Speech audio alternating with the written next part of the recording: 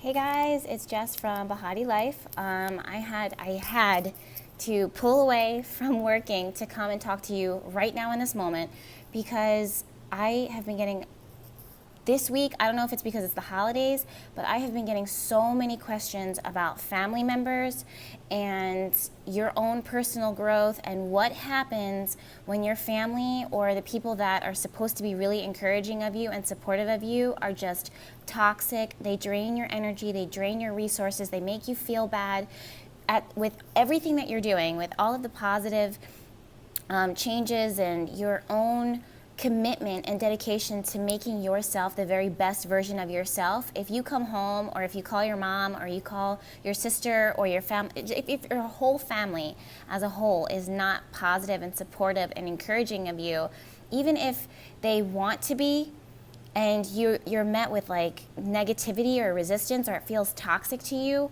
what do you do in that situation? Now, number one, I have my own opinions and my own advice that I can give to you on that. But number two, I come from it. That's kind of technically my background and what it is that I had to deal with as I was growing up.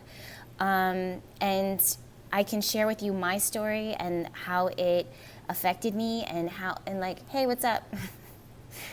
And what I did and what worked for me. And then also I'll tell you what you can do in order to help yourself to continue to stay in an aura of positivity and to continue to encourage your own personal growth and self-transformation. So I'm just going to dive right in because I have a little bit of time. I do have readings and stuff that I should be doing and some work that I need to be doing right now, but this was just so important and I needed to just stop everything and come here and talk to you right now. So let's take a step back. So we're born into this world and we're thinking, we have this belief that as children and as babies, we walk into this world and we are born into a family the idea is that there's going to be unconditional love and support coming from your family members, especially mom and dad. However, you have to keep in mind that your mother and your father or the family that you're born into or the family that you end up with, number one, they're set there for a reason. Like the people that you are connected with, they're there for a reason. Mostly, 9 times out of 10, they're there to encourage your growth. Sometimes that means that they're supportive of you, meaning that like they're physically, emotionally, spiritually, mentally supportive of you. Other times they're going to challenge you, and that forces you to kind of branch out, do your own thing, take steps on your own in order for you to realize that you are really, really strong within, and then you're actually capable of stepping out and branching out. So that's another story. But let's go back to my original thought, which is we're born into this world, into our family, with the belief that when you go to school and when you walk into society tells you that your family is going to love you unconditionally, that your mom and your dad or whoever is your family, your immediate family, that they love you and they support you unconditionally. However, mom, dad, aunt, uncle, they're human beings. They're not perfect. They're flawed individuals, just like everybody else is. You'll see that there's friendships. You'll have friendships and you'll have people that come into your life, relationships, that you'll be like, you know what, this person is not whole. They're not positive. They're not doing the best, they're not giving the best version of themselves, and they're not giving me the best version of themselves. The same thing is true with mom and dad. So, and I'm just going to use that mom and dad as an example, but apply to it how you will, whoever it falls in alignment with, who this person is or this family member for you. So we believe, we're told that the way that mom is loving us and the way that dad is loving us is the way that love should be. And we have this belief that says, if this is how they're loving me, then this is what love is. However, remember, they're not perfect people. They have wounds that they carry, they have battles that they carry, they have things that they suffer and they struggle with. So they're only able to deliver to you whatever it is that they're capable of giving. So your brain looks at that and says, okay, this is what I'm receiving, so this is what love is. But then as you get older, you start to see, no, this is not okay. But then you're still facing the world, and the world is telling you, look, this is what love should be like. This is what a mom should be, how loving should be loving her daughter or loving her son, or a father should be supportive of his son. And this is not what I'm getting. So what does this mean for me? Who is it? Like, how is it that me? Am I not good enough? Am I not lovable enough? So your brain starts to think, and it starts to get tricked, and you have to really challenge yourself and say, and realize that how you're being loved is not an accurate reflection of the love that it is that you deserve. If you're lucky enough to get really good, unsupportive, unconditionally loving support and encouragement from your family, then you're blessed. Like, just as a whole, that's a blessing, because not a lot of people have that. However, if you find that that is not something that it is that you're experiencing, what I want you to realize is that what it is that you're receiving is not a reflection of your quality as a human being and the love that it is that you should deserve. And the first step is just simply in acknowledging that.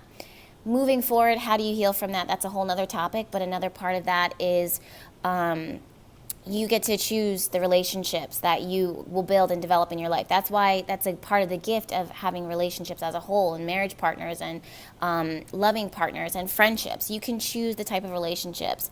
And another family, like how like your best friends become a part of your family, or a part of your community becomes a part of your family, because these are the people that you choose, because these people are in a place to love you in the way that it is that you deserve. The biggest step is in acknowledging that. Second is in breaking away. Break away. Like, honestly, I can speak 106,000% to this, because as much as my family has been really trying to be encouraging of me, and guys, if the camera's shaking, I'm recording this on my iPhone, and I'm really excited right now to kind of get to this, and the energy is just kind of surging through me right now. So if it's shaky or if this is making you dizzy, I'm so sorry, but I just had to get this message. Just kind of close your eyes and listen to me. So I speak on behalf of this 106,000%, because growing up, my mom and my dad, they ideally gave to me the best that they could. My family gave to me the best that they could. But at the end of the day, they're human beings, and they have their own shit that they're dealing with. And they can only deliver what they can deliver. And they have moments where they will feel weak. They will have moments where they will feel fear. They will have moments where the things that they say are toxic, because their own insecurities, their own fears are kind of infiltrating on the message that it is that they're giving to you in that moment. So, and you have to keep in mind, like, sometimes with family, like, if you really care for someone, you sometimes don't give them the best, because you're so fearful for them. You care for them so much that you're so worried about them that you can't even give to them in the way. And sometimes you'll have a family member that doesn't even care, that doesn't even seem to care or seem to love you, and maybe that is the truth. But again, this is not a reflection of you. This isn't a reflection of what it is that you deserve and what it is that you should be receiving. It's just the truth of the matter. It's a part of your growth and your evolution here on earth, and what it is that you're going to learn about yourself, how strong you are, and how much you are capable, and how much you deserve, and what love looks like. So, and how you can love yourself and pass that message on to other people so that they can learn to love themselves. So you see how you actually turn into a beacon of light because of your own wounds and your own suffering and your own experience. That's a part of why I'm here talking to you now. So I say break away. Break away from your family members. And that's going to be really, really hard. For me, I ended up breaking away from my family when I was roughly 18, 19, and I was in the middle of a huge mental breakdown, dude. When I tell you, I was so anxious. I was having panic attacks. I could barely eat. I was not thriving. I was not healthy. I was mentally all over the place. I was collapsing. I was literally collapsing. And I had to break away from my own family. My dad was moving to the UK. I was in the United States. My mom was in Florida. I was in New Jersey at the time. And I had $250 in my bank account. I had no idea what I was going to do. Technically, I was considered homeless, but I just knew I could not go home and I couldn't go there. But I had nothing. I had $250, or it was either $250 or $500, doesn't matter. Either way, it was going down. You know what I did with that money? I bought a bunny rabbit. A rabbit, you guys. I don't even know what I was thinking. I bought a rabbit. I was living in a hotel at the time, a motel. I wish it was a hotel. It was a motel. And I prayed. I just followed my intuition. I had fear, but I had faith. And I followed my faith. I did not listen to my fear. I broke away because I knew that if I went with my mom, it would not be a good environment for me at the time.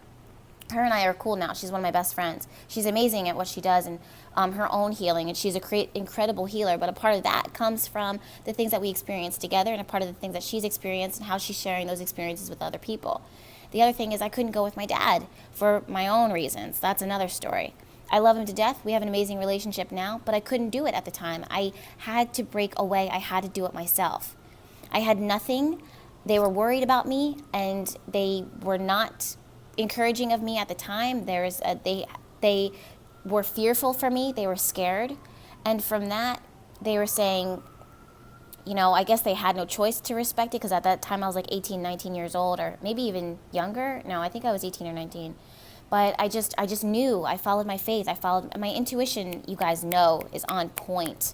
So I had fear. I was scared, but more than that, I had faith, and I stepped out and I branched away. And the same thing is something that, that I encourage for you guys. The same thing is something that I encourage for you guys, because it was my faith that led it step by step by step, that made me independent, that made me see what love is, what healthy love looks like, what a healthy relationship should look like. That I found out that I could do it myself, and I haven't stopped since. I've been independent since then. And I literally my bank account every week was going, because I don't know if you've ever lived in a motel, but they charge you by the week. And so I must have had I don't know, if I had $500 and it was $100 to stay for the week or whatever, then imagine how fast that went down. But the long story short is that every day, every moment was taken care of me, and I followed my intuition, I followed my guides, and I followed my vibes to be where I am now. And I can tell you now, it was the best journey of my life. I did not see what was going to happen. I just knew, and I followed that feeling. And the same thing is going to happen for a lot of you guys, where you're going to have that feeling which says, you know what? My family is not supportive of me. They should, but they're not. This is what it is that they're delivering to me, but I know and I feel that I actually deserve better, and I can't blame them. And don't point fingers, don't blame them. Don't say, you did this to me, this is what, but at some point you can have a conversation with them, but more than anything, you have to make the decision for yourself to branch out and to do what is best for you, and to follow your guides and to follow your intuition, because at the end of the day, that is where you're going to find your most growth. And when I say growth, I don't want you to experience fear, to be like, oh my God, there's going to be transformation, it's going to be so painful. Moments that are going to be painful.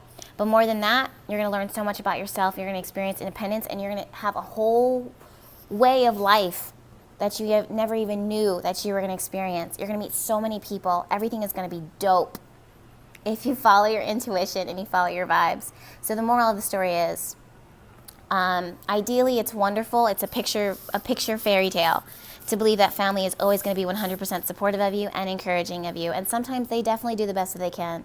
But the best that they can do sometimes is not all that you need. So if what you're receiving is not what you need, then go get it. All right? So I'm signing off. I love you guys so much. I love you guys so much. Thank you so much for tuning in. Hopefully there's going to be more videos. If there's more questions that you have, or if there's more things that you need me to talk about, I am here for you. Follow me on Instagram. That's where a lot of our community is right now. That's kind of where we're congregating. That's where we get together and we talk and we chit-chat. Leave comments. That's a great way to reach out to me. Emails is an amazing way to reach out to me. There's a little bit of a delay right now because I'm currently, reopened my shop, and I'm moving through natal chart, and astrology reports and lunar. It's the new year. Happy New Year, 2017, for a lot of people. So we're planning ahead. So that's something else that I'm working on. But for the most part, I respond to all of them. But until then, I love you. I love you guys. Thank you so much, and we'll talk soon. Bye.